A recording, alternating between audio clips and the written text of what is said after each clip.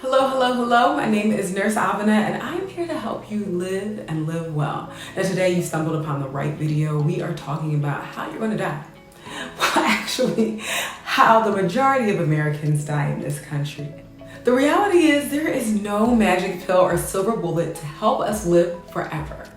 Maybe that's simply not possible. But what is possible is reducing your risk for these chronic conditions and life events that cause death in the United States. So now I'm here to help show you all of this. In this video, we're gonna go over those top 10 common causes of death for most Americans, and we're gonna briefly review how you can avoid it. So stay tuned for some gems, tips, and tricks. Now, before we go any further, it's important to mention that the most reliable data on mortality is from the CDC, or Centers for Disease Control.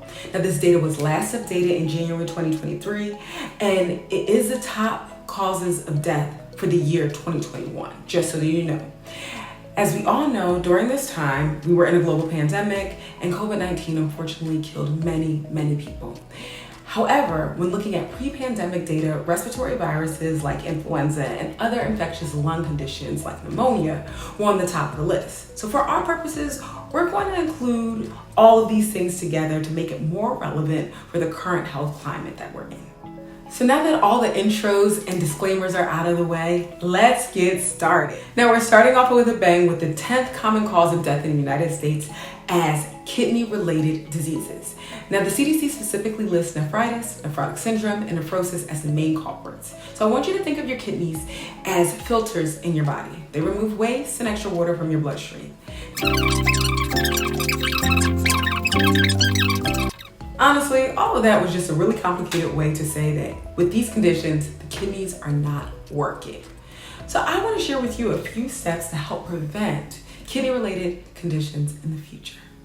Now, number one, you want to drink your water, baby. Drinking enough water is going to be crucial for kidney function. As I mentioned before, it helps to flush out waste and toxins from the body. Now, I want you to aim to drink at least 8 glasses of water per day, or roughly 64 ounces. And you want to increase that water intake when you're being more physically active or when the weather's hot. Number 2, a balanced diet is crucial to health.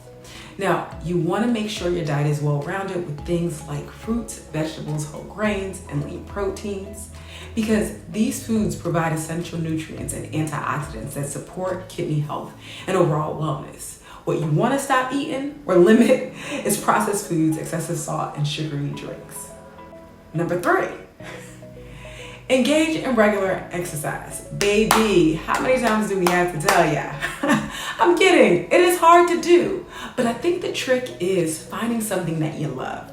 For at least 30 minutes a day, or as much as you can, exercise doing something that makes you happy or brings you joy. Please don't eat me up in the comments, but number 4 is practicing good hygiene. This may sound very obvious, but regular hand washing with soap and water, especially before eating or using the bathroom, is really important. Again, it's obvious, but I have to say it. This helps prevent infections that can spread to the kidneys and cause serious complications. Ooh, number 5 is a doozy. Now, you want to avoid harmful substances.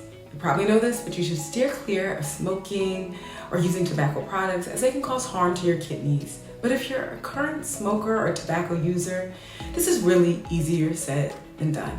Addiction is hard. And drugs or substances, whether they're over-the-counter, prescribed, or recreationally used, can be hard to manage. This deserves a video in and of itself. This deserves a video in and of itself, so comment below if you're interested. Now, the 6th and final way to reduce your risk for kidney-related diseases is to get an adequate amount of sleep. It's not only to get enough, but to do this consistently. The aim or goal is to get 7 to 9 hours of quality sleep each night. And I'm sure you probably forget about this the most, because it's the easiest one to neglect. Now, following these simple yet effective strategies can really help you maintain optimal kidney health and honestly prevent most of the conditions on this list. So moving forward, you can assume exercise, diet, sleep, and how much or how little you use various substances contribute to increasing or decreasing your risk of these causes of death. Okay, y'all, as an aside, my neighbor is singing at the top of their lungs at 1 in the morning outside. I have no clue why. So if you hear any howling, because that's what it literally sounds like, please excuse it. Anyway, let's get back to our regularly scheduled programming. The 9th common cause of death in the United States is chronic liver disease and cirrhosis. Now, the liver is an important organ that acts like a filter. It also processes nutrients in the body as well as creates important proteins. Now, chronic liver disease means that the liver gets damaged over a long period of time and it doesn't work properly anymore.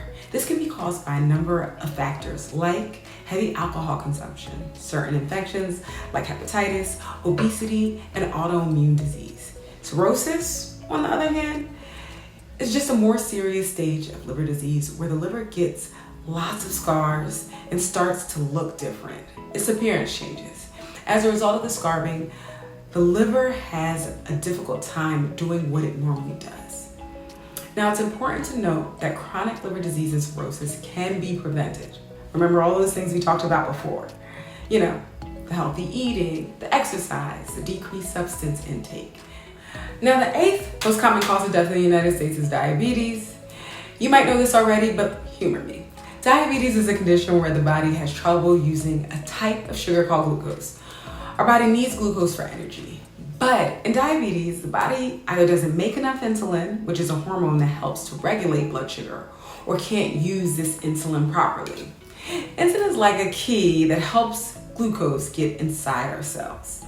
Now, there are 2 types of diabetes. Type 1, which usually starts when you're young, and happens when the body's immune system attacks insulin-making cells. Now, type 2 is more common and often comes later in life. With type 2, the body still may make insulin, but it might not be enough or the body can't use it well. Here's how diabetes is such a big killer. When diabetes is not managed well, it can lead to problems with the heart, blood vessels, kidneys, eyes, and nerves. This can increase the risk of heart attack, stroke, kidney disease, vision loss, and nerve damage, which can result in pain and numbness and difficulty walking. Diabetes can also lead to amputation when poorly managed because it can cause nerve damage that's so bad and poor blood circulation. This can result in foot ulcers or infections that are difficult to heal, leading to the need to amputate to prevent further complications. To prevent diabetes, it's important to maintain a healthy lifestyle, as we've mentioned before. It's also important, if you have diabetes, to make sure you see your doctor regularly, you manage your stress levels, and you take your medication. We are moving through these, and the 7th common cause of death in the United States is Alzheimer's disease. Now, Alzheimer's is a condition that affects the brain and causes problems with memory, thinking, and behavior. It can make it really hard for people suffering from this illness to remember things or do everyday tasks. It mostly affects older people, and there is unfortunately no current cure, but researchers are working on it. So to try to prevent Alzheimer's or reduce its effects when diagnosed, it is recommended to stay mentally active. To do this, it's important to engage in activities that challenge your brain. This can include things like reading, solving puzzles or brain teasers, learning new skills or languages, playing musical instruments, socializing with others, and staying intellectually curious and seeking out new experiences and knowledge. Maintaining strong social connections can also reduce your risk for Alzheimer's because it keeps your brain engaged and active. When you have strong social connections, you are more likely to engage in conversations, problem-solving activities, and emotional interactions, all of which stimulate your brain. And additionally, social connections can provide emotional support and reduce stress, which is also an important thing to maintain brain health. Now, the 6th common cause of death in the United States are chronic lower respiratory diseases, or CLRDs. Say that 7 times fast. Chronic lower respiratory diseases are a group of progressive lung diseases that affect the airways in the lungs. Now, these conditions can include chronic obstructive pulmonary disease, or COPD, asthma, and pulmonary fibrosis, amongst others. CLRDs typically involve a gradual narrowing or obstruction of the airways, which leads to difficulty in breathing. Symptoms may include things like shortness of breath, wheezing, coughing, chest tightness, and decreased exercise tolerance. Honestly, the biggest risk factor for many CLRDs is genetics. However, the choices that an individual makes can reduce the likelihood of complications with these conditions. Now, here I go again, beating a dead horse, but smoking while having these conditions is really a death sentence. Additionally, you're going to have to maintain a healthy lifestyle, including regular exercise, diet, and practicing good respiratory hygiene to support lung health and reduce your risk from complications of CLRD. We have made it halfway through. The fifth common cause of death in the United States is stroke. A stroke is a medical condition that occurs when the blood supply to the brain is disrupted. Now, it can be caused by either a blockage in the blood vessels supplying the brain or by bleeding within the brain. So this could be an ischemic or hemorrhagic stroke, respectively. When the brain is deprived of oxygen and nutrients, brain cells definitely begin to die, resulting in various symptoms. Now, the symptoms of a stroke can vary depending on the area of the brain affected, but commonly, these symptoms include sudden weakness or numbness on one side of the body, or difficulty speaking or understanding speech, vision problems, dizziness, severe headaches, and loss of balance or coordination. There is little time to spare if someone you love or you're having a stroke. That's why this condition is so deadly. The risk factors for stroke include things like high blood pressure, diabetes, obesity, high cholesterol, a family history of stroke, and certain medical conditions like atrial fibrillation. Lifestyle changes such as what we talked about a million times before, diet, exercise, decreasing tobacco use, and decreasing alcohol use can help to reduce your risk of stroke. And let me just say, as an aside, if you're someone who is experiencing these symptoms, it's very important for you to call emergency services immediately for prompt medical attention. This will really be the difference between life and death. Now, the fourth common cause of death in the United States are accidents or unintentional injuries. According to the CDC, or Centers of Disease Control and Prevention, the primary causes of these accidental deaths include motor vehicle accidents, unintentional poisonings, falls, drowning, and unintentional firearm-related incidents. Now, motor vehicle accidents are one of the most common causes of accidental deaths. Now, these accidents can result in such factors as speeding, distracted driving, impaired driving, and failure to use the seatbelt. Unintentional poisonings include things like drug overdoses, medication errors, and exposure to toxic substance. For example, the rise of the opioid epidemic has caused an increase of unintentional poisonings in the last couple of years. Now, falls are very common among older adults, and this can occur because there are hazards in the home or environment, or an older adult has mobility issues.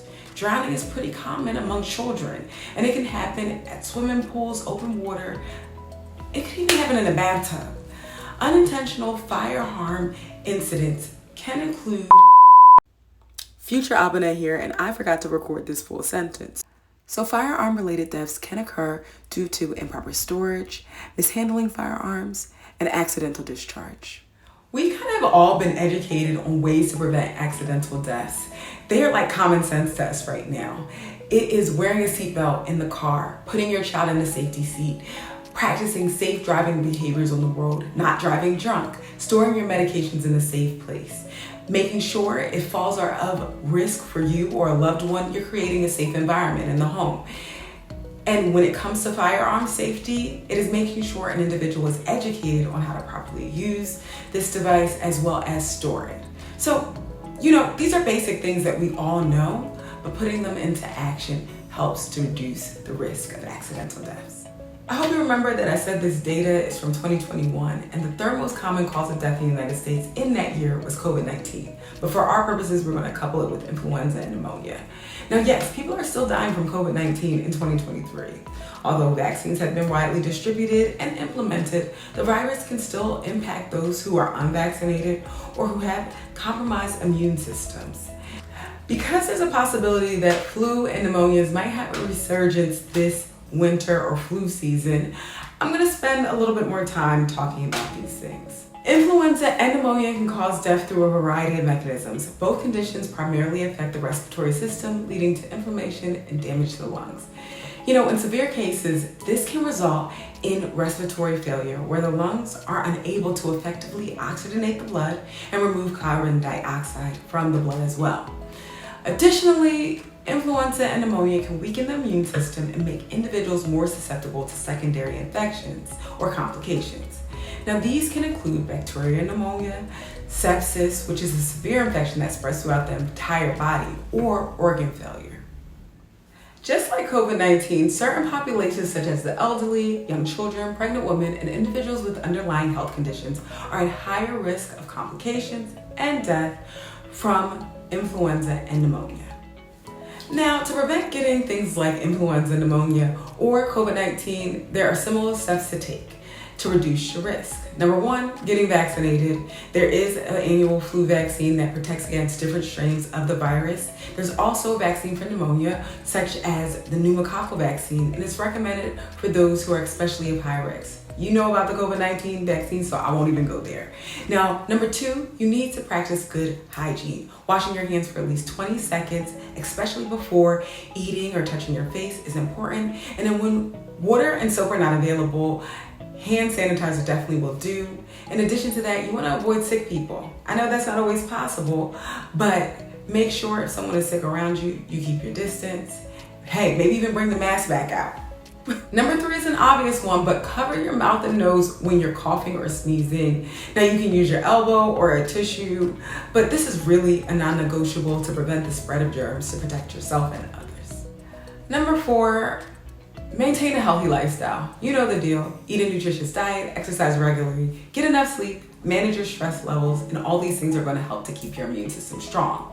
Number five, avoid crowded places. During these type of seasons, if there's an outbreak, try to limit your exposure to crowded places where viruses can easily spread.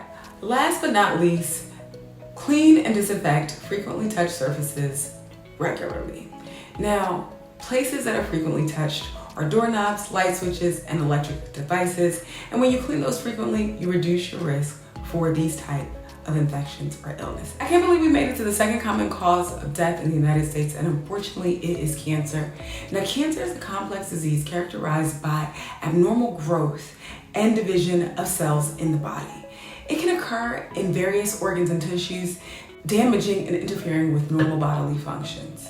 Early detection, treatment, and lifestyle modification is key to help improve outcomes for individuals affected by cancer. Now, you might be wondering what's the most common cancers that Americans are affected by. And most Americans die from lung cancer, colorectal cancer, breast cancer, and pancreatic cancer. However, it's important to note that the leading causes of cancer death can depend on various factors such as age, gender, and geographic location.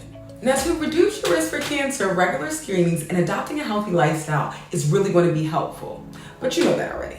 Now, there are various screenings that are available for different types of cancer, and the common ones are mammograms for breast cancer, pap smears for cervical cancer, colonoscopies for colorectal cancer, and PSAs or prostate-specific antigen blood tests for prostate cancer. Additionally, there are screenings for lung cancer and skin cancer, such as low-dose CT scans and skin checks, respectively. It's really important to talk to your healthcare professional to determine which screenings are appropriate for you and your individual circumstance. And the winner for the number one cause of death in the United States, drumroll please, is heart disease. Now, heart disease encompasses several conditions that affect the heart and blood vessels, such as coronary artery disease, heart failure, arrhythmias, and congenital heart defects. These conditions can lead to chest pain, heart attacks, shortness of breath, irregular heart beats, and other cardiovascular complications. Now, it's very important to take care of your heart health by eating healthy and staying active, but also avoiding smoking. These are the things that we've talked about repeatedly. I wanted to make sure that I hit this point home, so future Abena here. All you have to do to reduce your risk of heart disease, which is the number one killer in the United States, is live a healthy lifestyle. That's it. Now that we're nearing the end, I think it's important to say that death and dying can be really scary. The good news is that prevention and lifestyle choices can have a significant impact on life expectancy.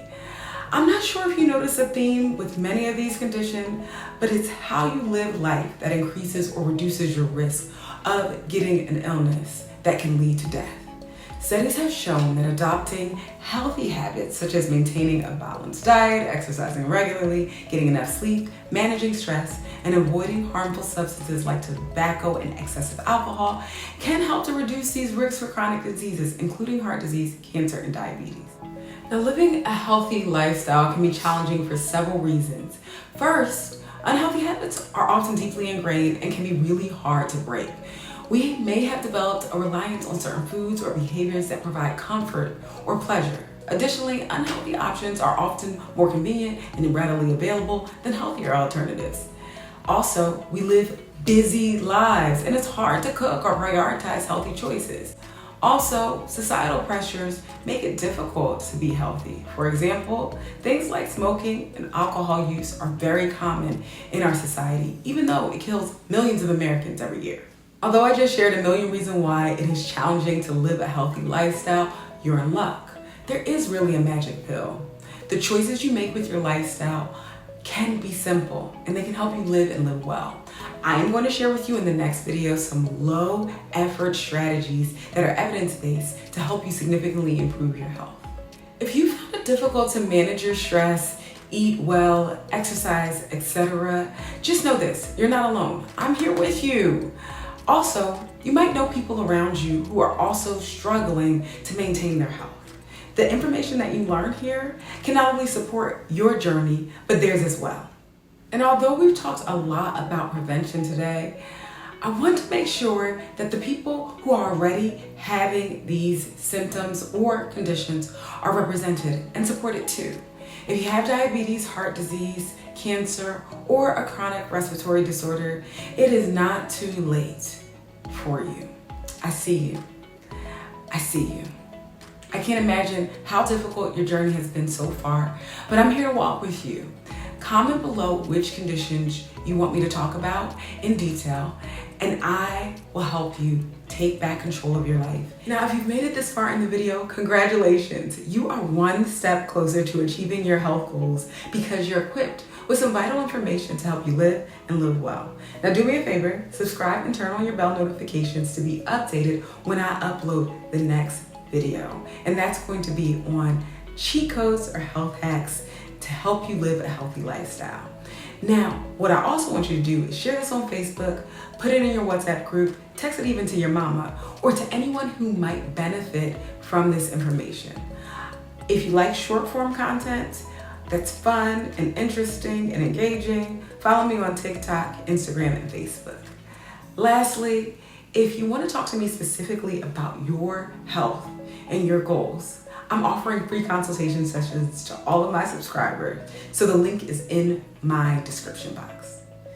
Thank you so much for watching all the way to the end. And I want to leave you with this affirmation. Repeat after me. I am taking control of my health, and I not only live, but live well.